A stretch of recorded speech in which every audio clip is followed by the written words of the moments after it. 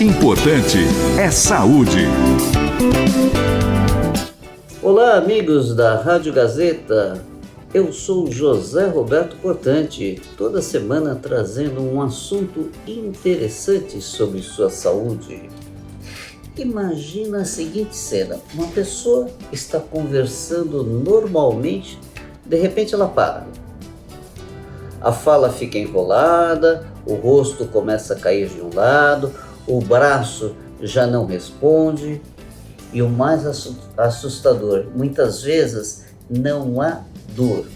Esse é o momento em que o tempo começa a correr contra o cérebro. A cada minuto, sem atendimento, milhões de neurônios acabam morrendo. Hoje eu vou falar sobre o acidente vascular cerebral, uma das principais causas de morte e incapacidade no Brasil e no mundo. Então vamos entender o que é o acidente vascular cerebral, quais são os sinais, as causas, o prognóstico e principalmente como prevenir. O acidente vascular cerebral acontece quando um fluxo de sangue de parte do cérebro é interrompido ou, no mínimo, reduzido. Sem sangue não há oxigênio, e sem oxigênio as células cerebrais começam a morrer aos poucos em minutos. E aí vai um ponto crucial: o cérebro não tem reservas, ele depende de um fluxo contínuo de sangue.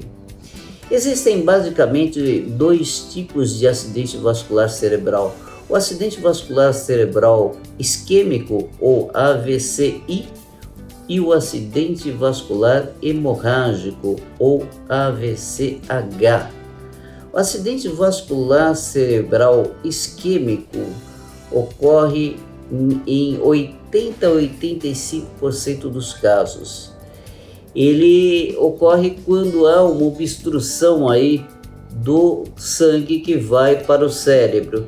Isso pode ser em consequência de um coágulo que está dentro do cérebro, desse vaso, ou pode ser por um trombo, um coágulo que estava em uma outra parte do corpo, por exemplo, nas varizes, nas pernas ou dentro do coração, e que se desprendeu por algum motivo e foi até o cérebro e entupiu ali, fazendo com que haja uma interrupção nessa passagem de sangue.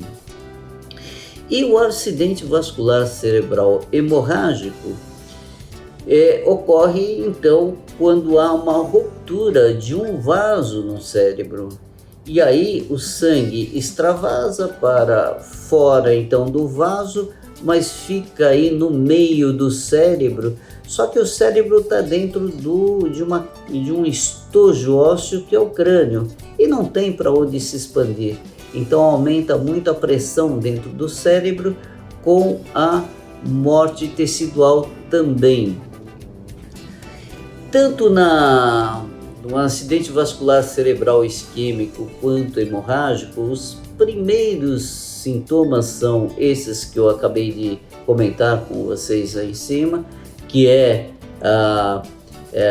de repente a pessoa começa a ter dificuldade em articular palavras, uma parte do rosto acaba caindo, por assim dizer, o lábio fica pendente, a pessoa não consegue movimentar o braço ou a perna, e muitas vezes a pessoa pode ter tonturas. Algumas vezes, nos casos mais graves e principalmente no hemorrágico, a pessoa pode perder a consciência ou ter, inclusive, convulsões.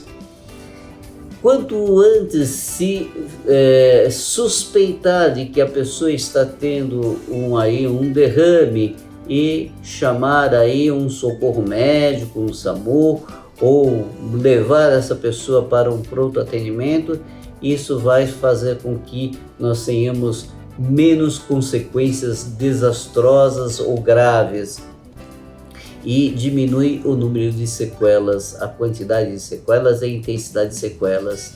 tem muitos casos em que o acidente vascular, principalmente o isquêmico, leva a sequelas motoras que, com o passar do tempo, com o tratamento, com a fisioterapia e o uso de medicamentos, pode haver aí redução considerável dessas sequelas e muitas vezes a pessoa pode voltar às suas atividades do dia a dia sem qualquer prejuízo. Mas, em muitos casos, a pessoa fica ainda com uma sequela motora que vai incapacitá-la parcial ou totalmente para as suas atividades do dia a dia. Então é importante, muito importante, e a gente intensifica a orientação nisso, que o diagnóstico precoce é fundamental para a sobrevida e a melhora da qualidade de vida dessas pessoas que ficam aí com as sequelas. Estima-se que no Brasil em torno de 400 mil pessoas por ano acabem tendo aí o acidente vascular cerebral e muitas delas permanecem aí com as sequelas que são incapacitantes. Mas a boa notícia é que o acidente vascular cerebral, tanto hemorrágico quanto isquêmico, podem sim ser prevenidos, porque nós sabemos que existem alguns fatores que podem predispor ou aumentar o risco do acidente vascular cerebral. A grande maioria deles é o problema da pressão arterial elevada. Então, indivíduos que têm hipertensão arterial, é importante que se faça um controle adequado da pressão arterial e não deixando para lá. Muitas vezes as pessoas acabam negligenciando aí o tratamento, achando que pressão alta não tem grandes problemas porque não tem tanta sintomatologia, e aí está aí um dos riscos grandes para o acidente vascular cerebral. Outra condição é o indivíduo que tem alguma arritmia cardíaca, também tem que ser tratado adequadamente, justamente porque a arritmia cardíaca e principalmente a fibrilação atrial pode eventualmente levar à formação de trombos que vai consequentemente se desprender e gerar aí a falta de oxigenação cerebral. O diabetes é um outro elemento que também deve ser observado. O problema do colesterol e triglicérides, as dislipidemias também são fatores que levam a isso, a obesidade, o sedentarismo. O cigarro é um dos grandes vilões dessa história, a bebida alcoólica também, e nas mulheres o uso de contraceptivos, os anticoncepcionais hormonais também é um elemento que muitas vezes pode predispor ao acidente vascular cerebral. Então tudo isso é importante que seja observado para que você consiga prevenir aí o acidente vascular cerebral, que uma vez que ele acontece, vai mudar completamente o seu estilo de vida.